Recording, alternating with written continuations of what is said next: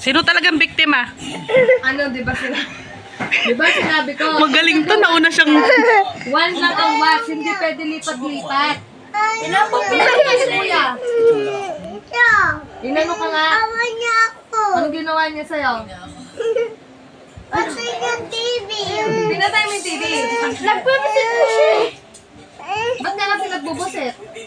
Hinampas niya po ito sa akin. Hinagis niya. Nagbubusit siya. Hinampas niya po ito sa akin.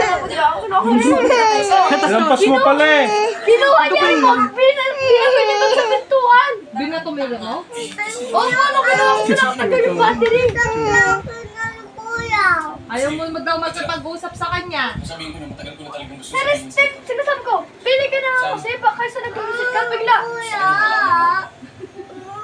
Wala mo yata eh. Ayaw niya po sumunod. Nagunahan pa mo silang lumapit. Sumbongero pa mo silang dalawa. Ayaw ka nakausap. Ano? Ano? Mami. Paano natin siya?